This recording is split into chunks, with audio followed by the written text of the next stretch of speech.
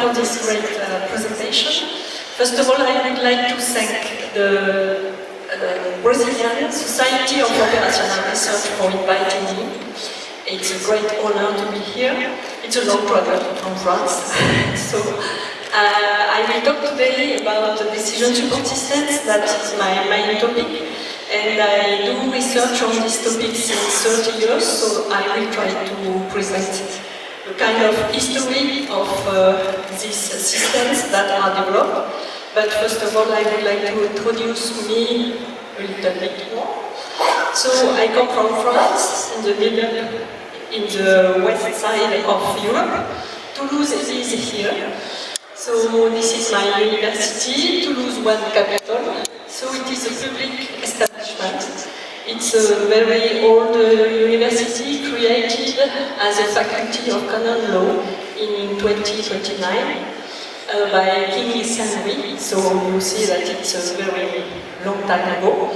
And we have now several faculties, one in law, one in economics, in which we have a famous Nobel Prize, Jean Tirole, and a faculty on management, and our faculty on computer science or information technology. And I belong to the IRIT laboratory, that is a laboratory on computer science. It's a very large one in Toulouse. This laboratory is, I think, the largest in France in computer science, because we have several universities attached, related to it. So you have UT1, that this is my faculty, the other university, this one, and we also have CNRS, which is the National Research Scientific Center. And we are around 600 members in several research departments. So I am in the Artificial Intelligence department, for which I am responsible. So I come back to my topic, that is decision support, or decision making. So I will try to give you some definition first. Okay, so we can support decision making with rational methodologies. So it means that we need to have alternatives that we have to evaluate on several criteria. And this evaluation could be done on a perfect way. So, and for that, we have one hypothesis, that is the limited rationality principle. So sorry, I have to come back.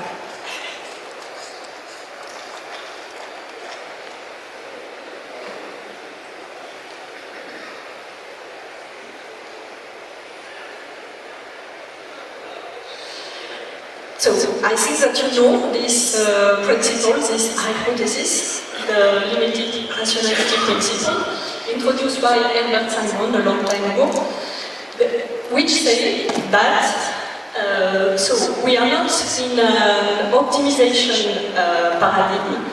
It is more a satisfying solution. So it means that we try to find the best consensus for the decision maker. Okay? It is what we call satisficing.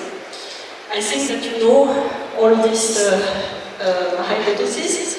Another point is that decisions are made one by one in a limited area. So it means that we don't know the whole problem, but we try to model part of the model, part of the problem, in order to find the best solution for the decision maker.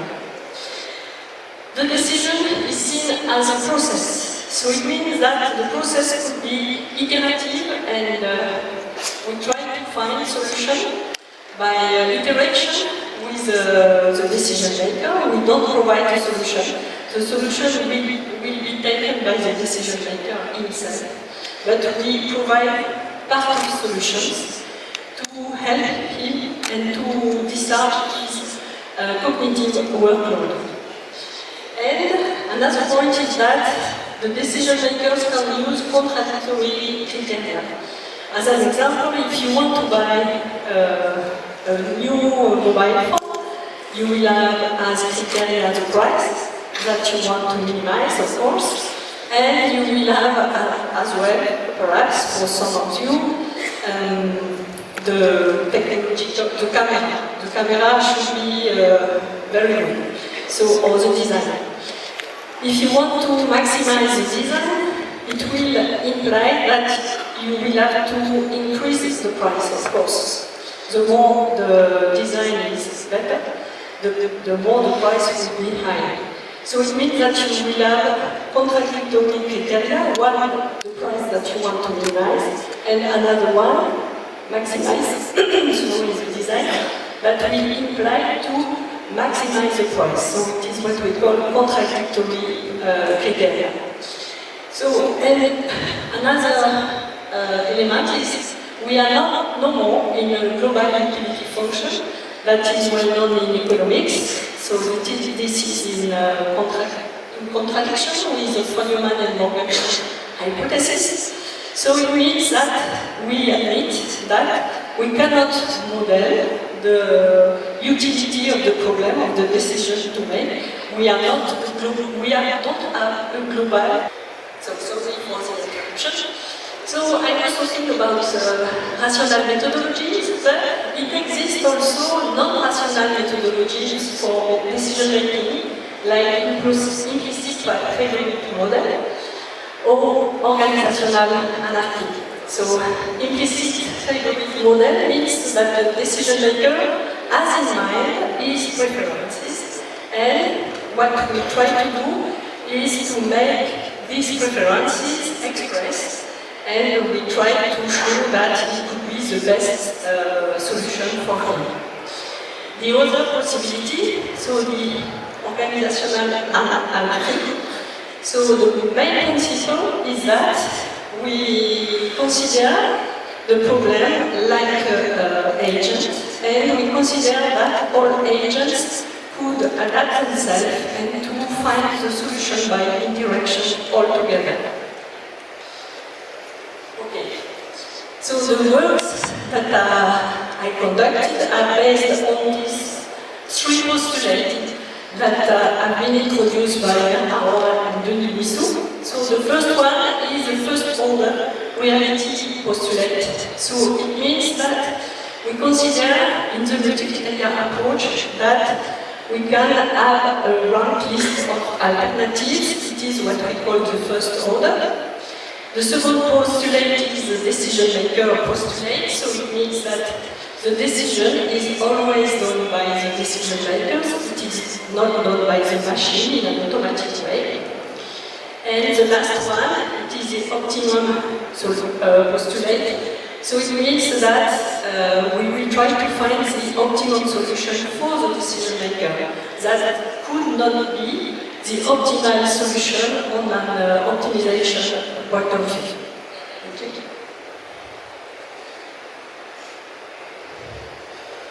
Okay. So now this is a kind of history of decision support systems. So at the beginning, we had management information science and operational research.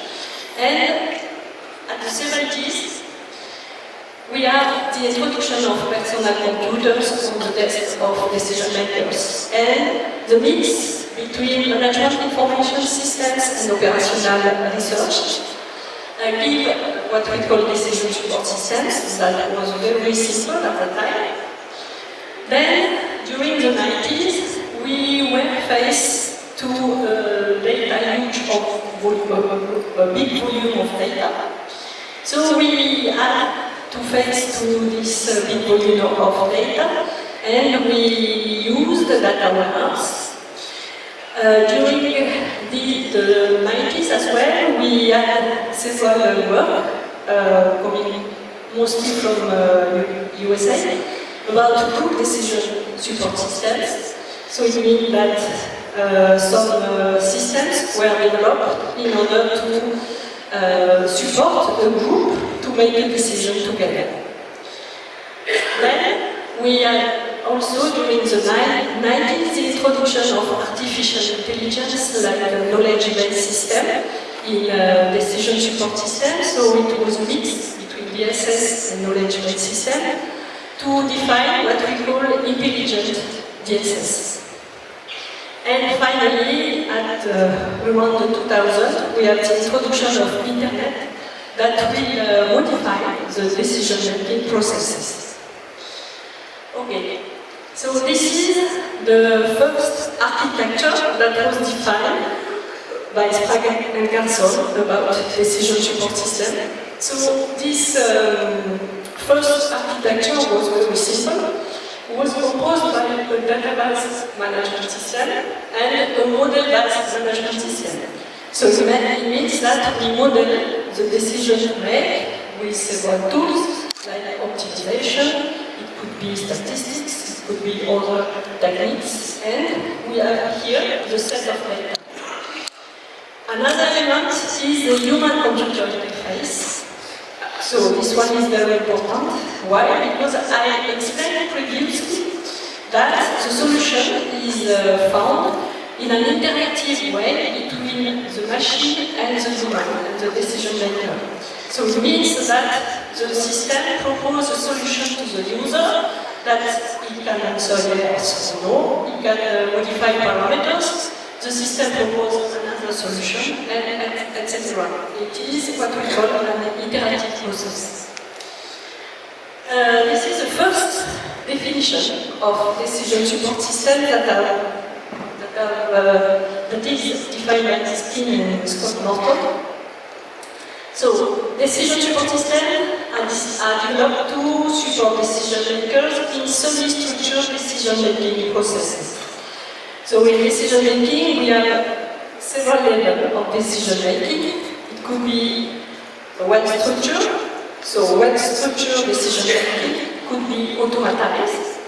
And we will have semi-structured decision that cannot be automatized, and it is the reason why we develop this kind of systems. Then we want to help rather than replace decision makers' judgment. And what we want to do is to improve effectiveness and efficiency of decision making. The problem still remains to measure what is efficiency or effectiveness of decision making. So it is an open field of research measuring the effectiveness of decision making. So we have some indicators, but it is always difficult to find what is a good solution.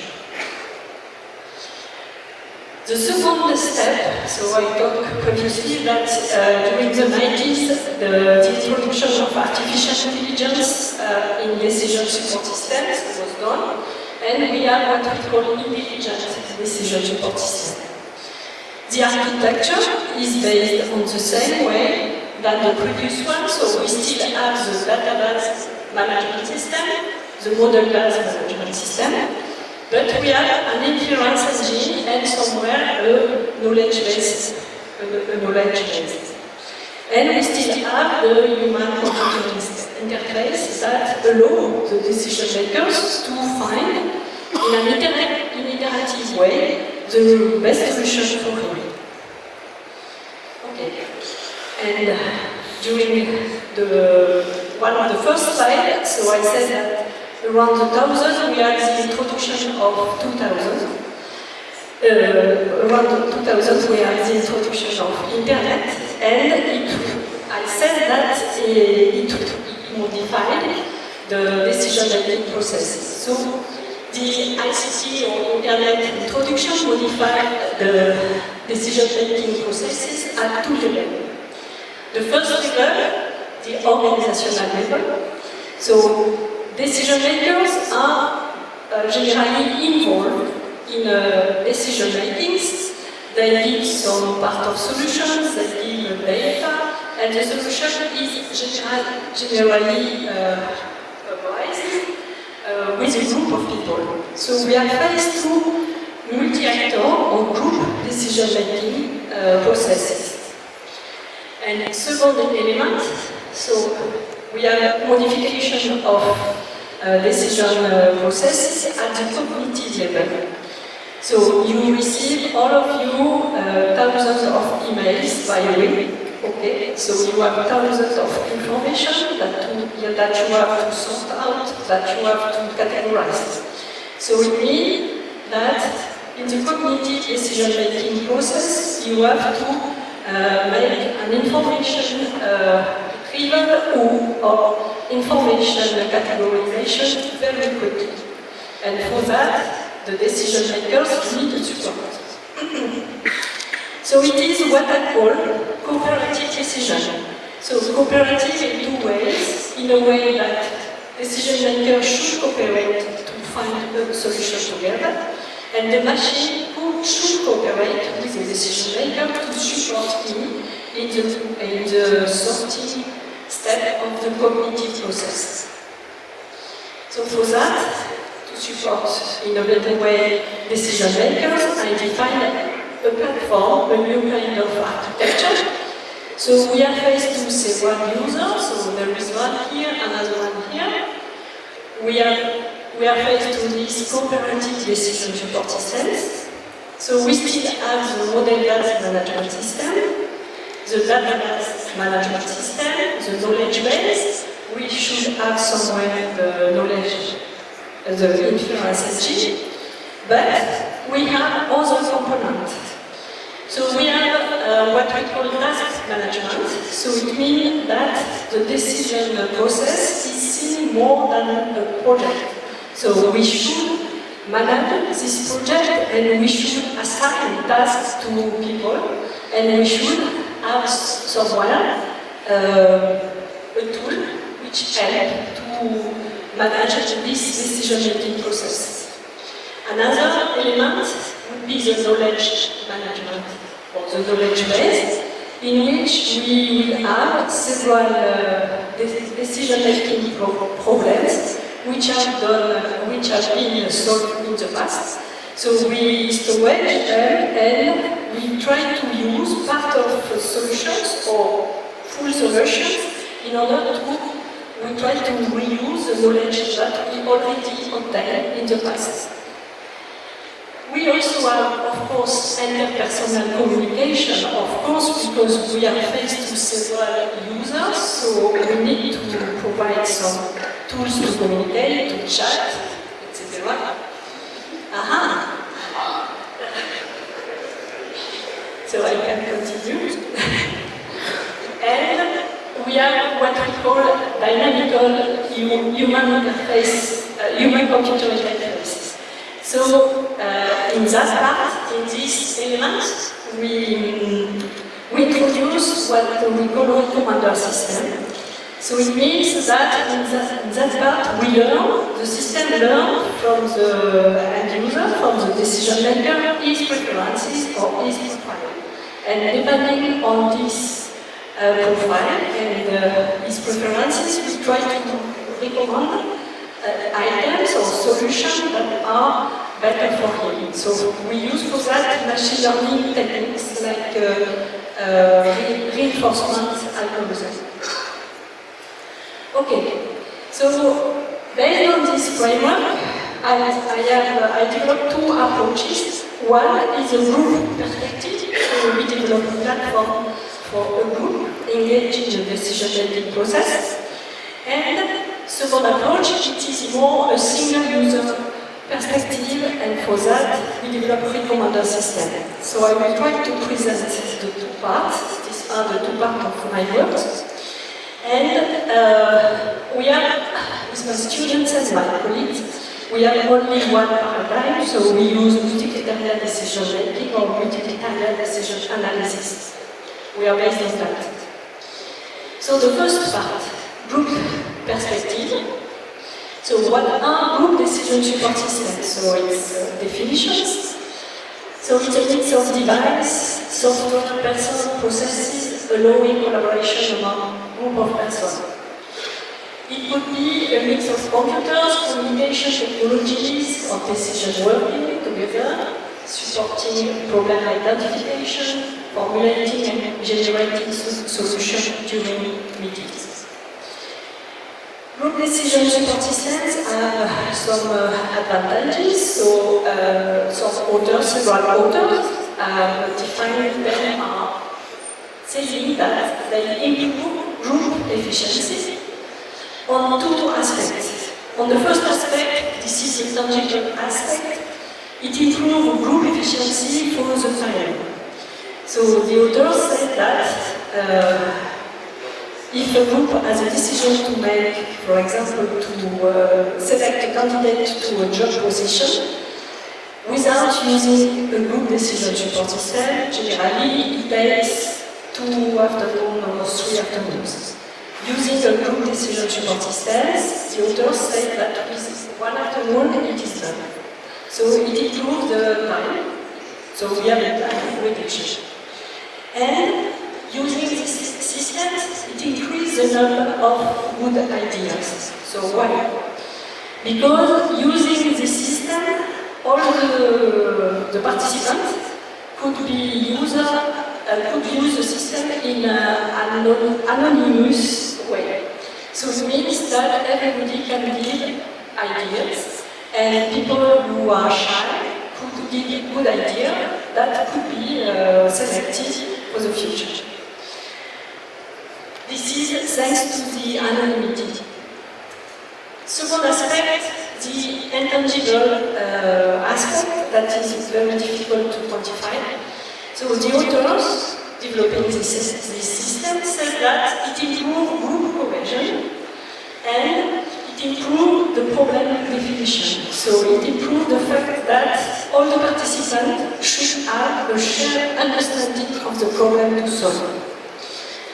And they show that generally these groups are a good commitment. You have here the two kinds of group decision systems. So the first one developed in the 90s was called the decision rules. So several computers for all participants, one specific computer here for the facilitator, and the participant could see private information on their screen, but also public information in the large screen. The actual group decision support systems are web-oriented, so we find the same information, but it is based on the web. So you will have a private part, public part, and everyone could give information, could give idea on the system. So I just talked previously about the facilitation. So in order to use the system, we need someone, or it could be an agent, a software agent, but it is not yet the case. We need someone who facilitates the use of the system. So what is facilitation? So it is the activities done before, during and after collective decision making to support the group. And it is defined as a process through which external persons of the group, not concerned by the decision, recognized and accepted by the group, is employed to support a group engaged in the decision-making process. Second level, so it's more complex, it's about the process. The facilitator will define the process of the decision-making. So what will be the different steps of the decision-making process? So it means that the facilitator should animate all the session. And finally, the more complex task for the facilitator will be facilitation of the problem. So it means that he will directly deal with the problems to solve. So it means that he could give solutions, he could give some idea, he could select, he could define the criteria, etc. So there are in the literature several tools for facilitations. So here, these are two kinds of tools for content-oriented. So for example, these are tools that have been developed to automatic clustering, to automatically cluster the idea. So it is based on text mining. So at the first step, the decision makers give idea. So it's a kind of brainstorming. And then we have to put all together, all the idea, and for that, we need to cluster to categorize. So it could be done in an automatic way. So these are other works. So about the process, we have several kind of work. So this one is an agent-based system. This one is more based on group activity analysis. So it is based on indicator analysis. So each decision makers will have several indicators measuring his activity about the number of ideas, about several activities that he will do. So what, having managed several sessions of decision making, the main difficult point that is to agree on common criteria. So defining the criteria altogether, it's a big issue. So for that, we define a facilitation process with one of my PhD students that is composed of 3 steps. So the pre-meeting step, in which we create the agenda, we select the participants. The during meeting step, in which we generate alternatives, we organize the alternatives, we evaluate the alternatives in a multi-criteria way, and we choose a solution. And then the post-meeting step, in which we present, the facilitator will present the solution, and the system could report in an automatic way. So here you have a work developed in Belgium by Katima Harris. It is a group decision support system based on Prométhée methodology. So the decision makers have the possibility to give their individual preferences, and they have what we call private criteria. So each decision maker will have his own criteria that do not agree on common criteria. And for that, we will have one performance matrix by decision maker. So then, they do global aggregation for the group based on the weighting sum, and the methodology is called MANCA. So the big advantage of this methodology, it is a sensitive analysis among stakeholders. So it means that they develop a visualization tool in which you can see what is on the plan, what is the position of each decision makers, and what would be the negotiation between some group decision makers. This is the big advantage. So the limit of this work, it is that I previously said that they are private criteria. So it means that they don't share the criteria, they don't have a shared understanding of the problem.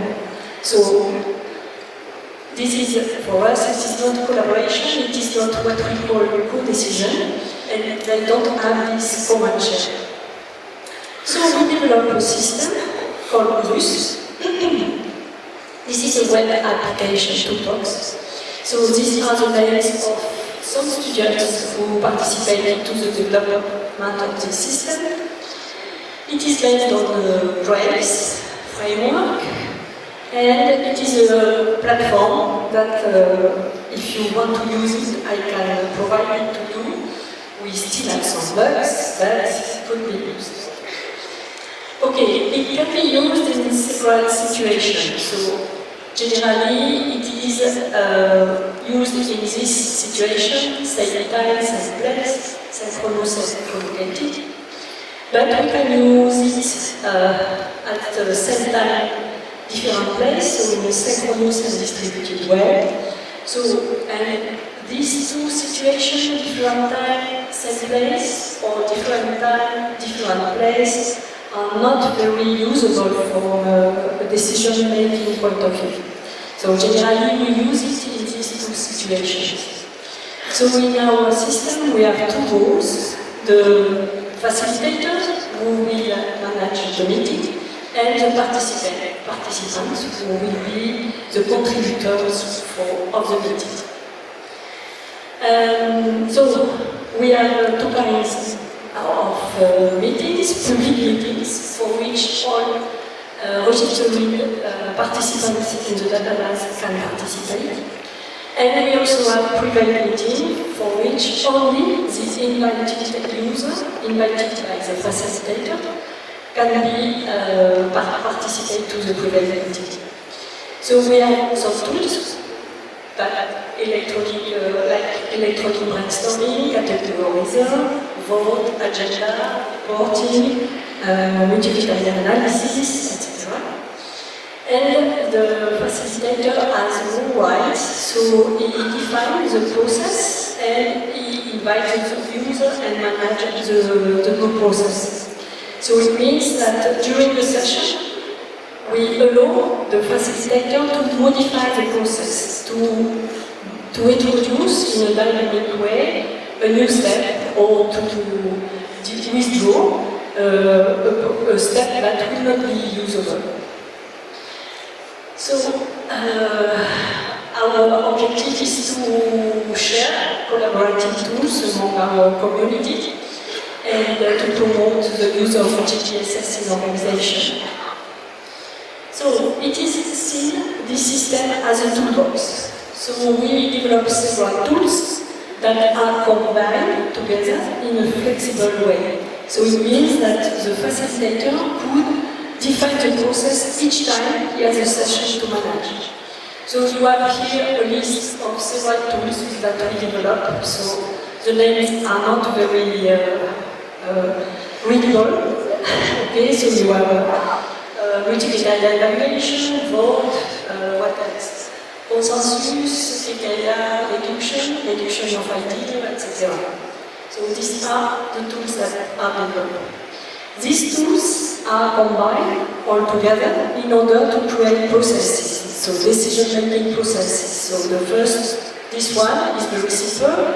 So the facilitator chooses the parameters, so I will explain what are these parameters later. Then we have a brainstorming, then a vote. So we can have this one, parameters, criteria, alternative generation, and then vote. We can have multi-criteria evaluation. So these are some examples of processes that we do. So I will show you one example of, or two examples of multi-criteria decision-making process. So this is one what we tested several times. So the first step is a step of parameters tuning.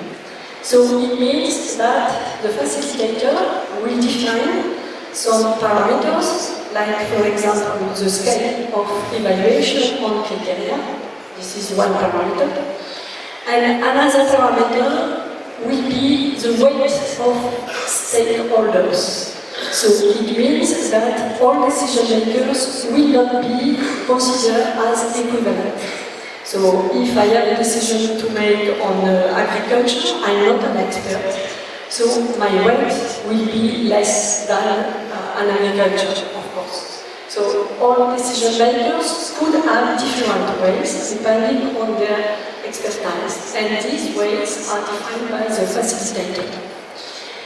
Then, second step, we are in a step of brainstorming. So all participants will give in a brainstorming way criteria. So they will say if we want to assign a candidate to the job position, we will say one person will say the age will be important. This is one criteria. Another person would say is a city will be important, it will be another criteria, etc. So all participants define the criteria and define also the alternatives. For the job position assignment, it will be the list of candidates, the alternatives. Then, next step, individual preferences. So all participants, so all decision makers, will fill in the multi-criteria decision analysis matrix. So it means that they will say, this candidate is better for me on the age point of view. This candidate is better on the CC point of view, etc. This is a matrix. And they will also define the weight of criteria. So they will say the age for me is more important than the city. Another person would say the city is more important for me than the age. Then the system computes the result, so the facilitator shows the result, and the facilitator will animate the discussion in order to find a consensus. And finally, when the consensus is reached, the facilitator will give the decision and the CCL will report an automatic report. So this is one process, this is another one, this is more or less the same. So what we did more, here we insert another step that is the clustering step. So based on the brainstorming, the criteria and alternative definitions, the facilitator will animate the debate to cluster the criteria and the alternative. So we are now working with my students in order to make this clustering in an automatic way, thanks to text mining approach. And then we have the same last steps. So on an aggregation point of view, what we implemented, it is a weighted sum, of course, and Cauchy integral in order to take into account all criteria, but also the dependency among criteria. So for that, we define what we call the suitability function, okay, in which we define the scale, scoring. We define an indifference score, a reject score, and a shape of interpolation that is based on and is the Cauchy. So the Cauchy and this, it is implemented only on a big capacity point of view and not on n capacity. So why? Because for one user, it is very easy to say what criteria is related to another one. So the age is related to or correlated to the CV.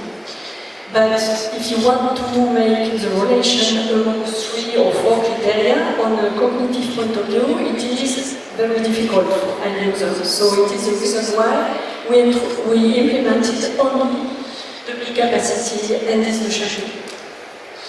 So other processes that we implemented more based on vote. So you have the same step at the beginning, parameters, brainstorming, individual preferences that are based on ranked alternatives, and then consensus, decision, and report, the same last step, but the aggregation is based, so we implemented Borda and Condorcet voting procedures, so it means that all decision makers should rank, give the preferences, and we aggregate thanks to these procedures, Borda and Condorcet.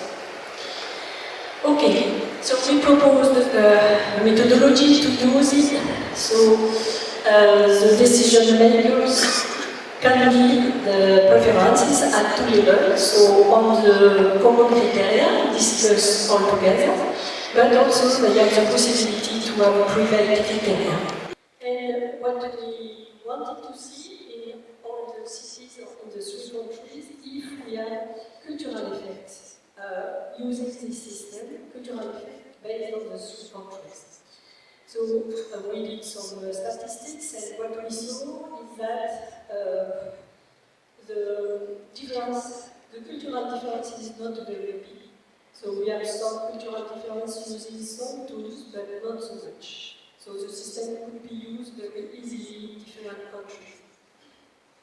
We did other experiments thanks to a European project, a large European project.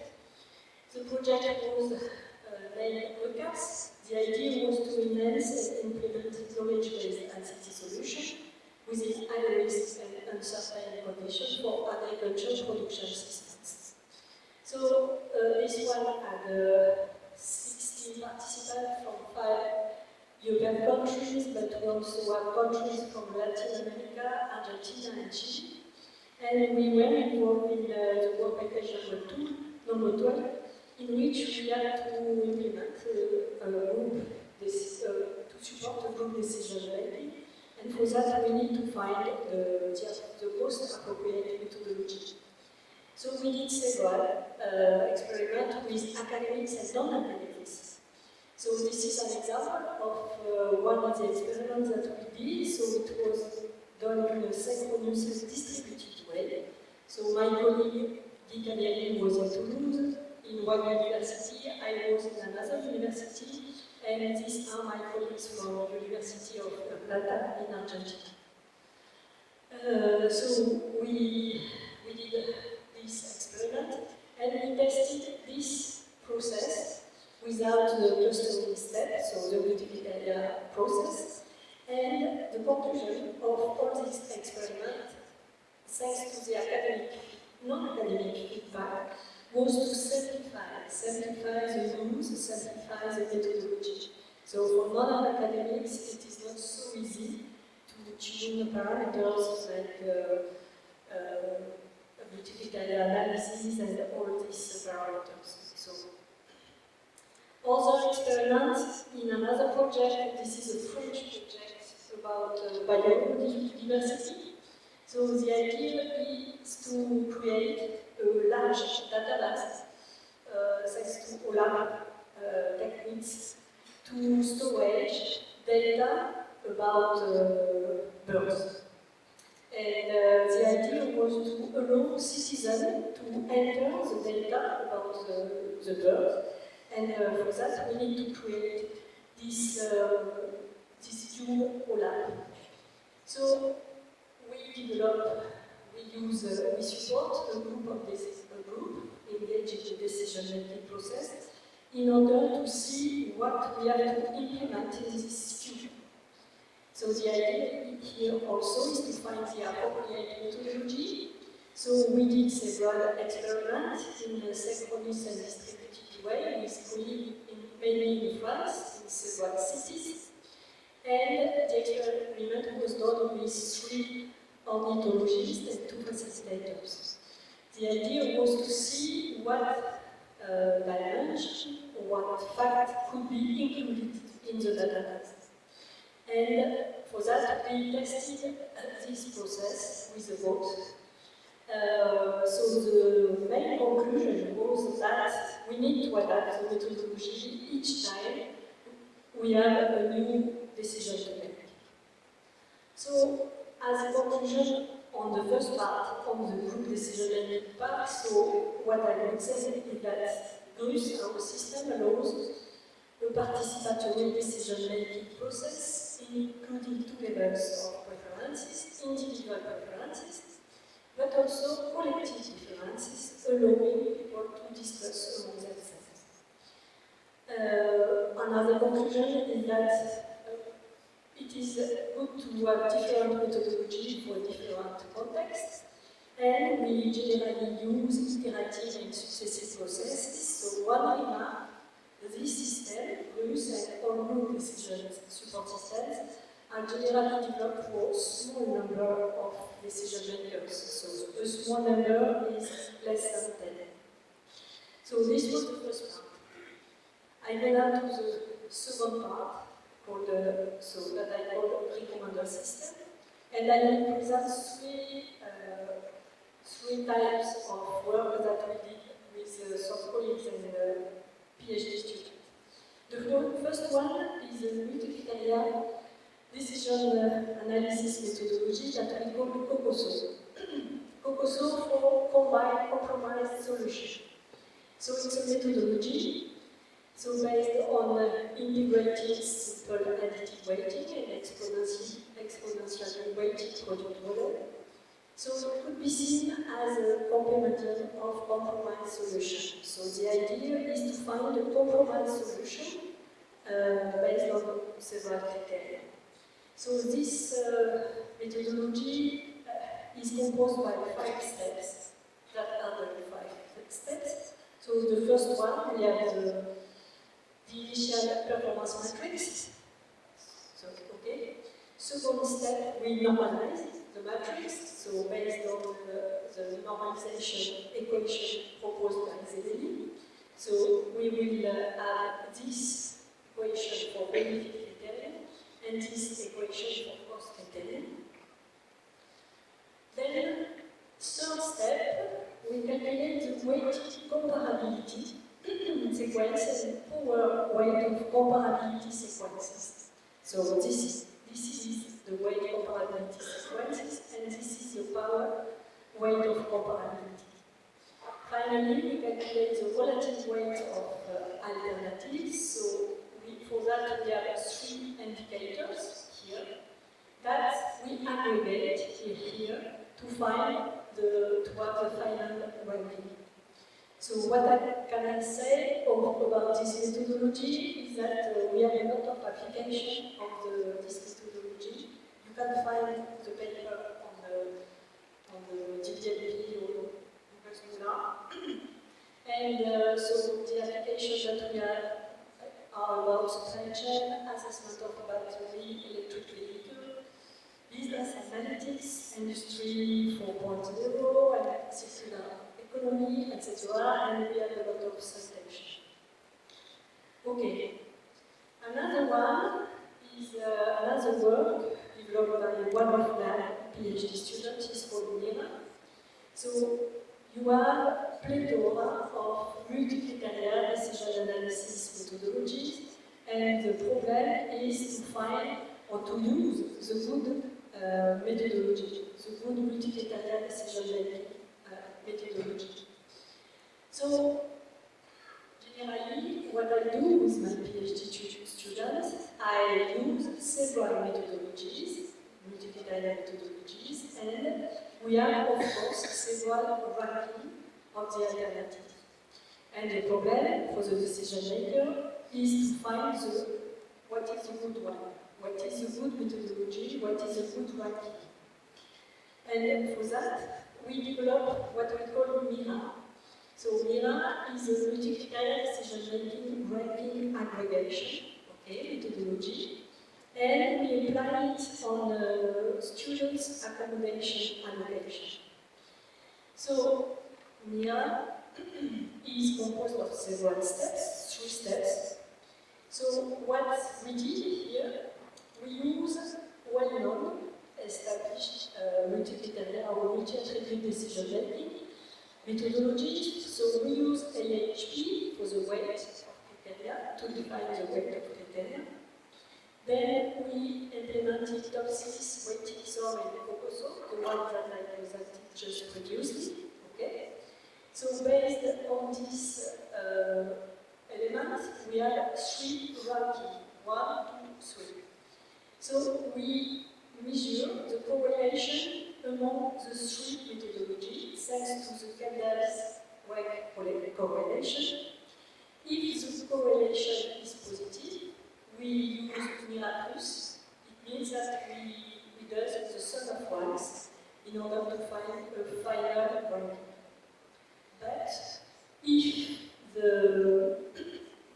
correlation is negative, so here you have the NC being the total number of concordance pairs, and the total number of discordance pairs, and N number of alternatives, RAJ, would be the rank of alternative A for method J. So I come back here to the correlation. If it is negative, so we have a second methodology that we call MIRA minus.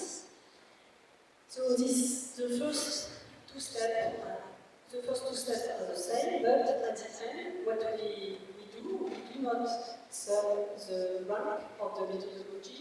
We calculate the Euclidean distance among all the methodologies.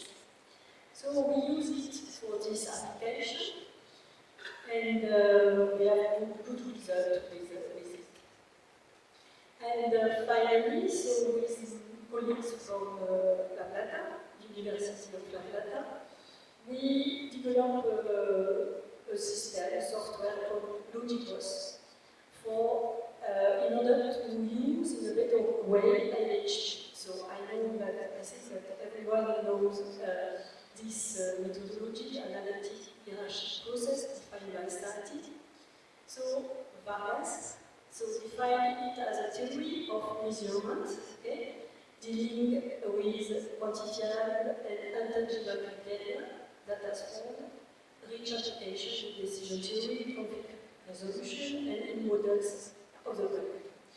So this methodology, AHP, is very easy to understand for anyone, okay? It has a very large number of applications, so it is well known, and it is decomposed into two steps. So the first step, that is the hierarchic design, and then the evaluation. The problem of this methodology remains the evaluation step. So the decision makers asked to make a pairwise comparison. Pairwise comparison for the criteria and for all alternatives on all criteria. So the methodology is based on this concept of pair comparison, but if you have a number of available alternatives, C number of criteria, you will have this number of pairwise comparison to do. So, as an example, if you have 4 criteria and 5 alternatives, it means that the decision maker will have to do 46 pairwise comparisons. That is very heavy and not easy to do.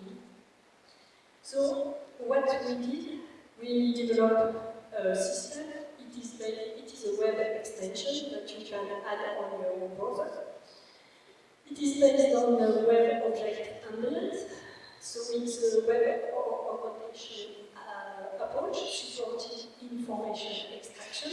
So it means that this module will take the information on the web. And we can define users. Users can define an extraction template and collect and share information object. And there are no need for programming for the end user. So what we provide is a shared decision profile and smart ranking strategy. So the idea is to reduce the decision maker cognitive workload thanks to graphical user interface facilitations. So you have here two screenshots of super decision, that is a software developed for AHP. So this one is a classical matrix, so it means here if you want to buy a telephone, these are the criteria. So the criteria will be the CPU, the price, the RAM, the storage. Okay? And for these decision makers, it means that the camera is much more important than the RAM. Okay? And for this one, the price is less important than storage. Okay? This is one way to fill in the weight of criteria. Another way is the questionnaire. So these two screenshots represent the same thing. But it is done thanks to this scale that you can put on one way or another way. So it is not so easy to use. So what we did, we implemented two widgets. So one widget here, it's we find here, this is the scale defined by scientific, okay? And so the end user could say, so the RAM, taking this part, the RAM is very important for me, and you can see all the criteria, the weight of criteria all together. And we implemented also this way to see the comparison among the alternatives. So we did some experimental study with students with these widgets, and so the conclusion is that the pairwise comparison is facilitated using this human-computer interface. Okay.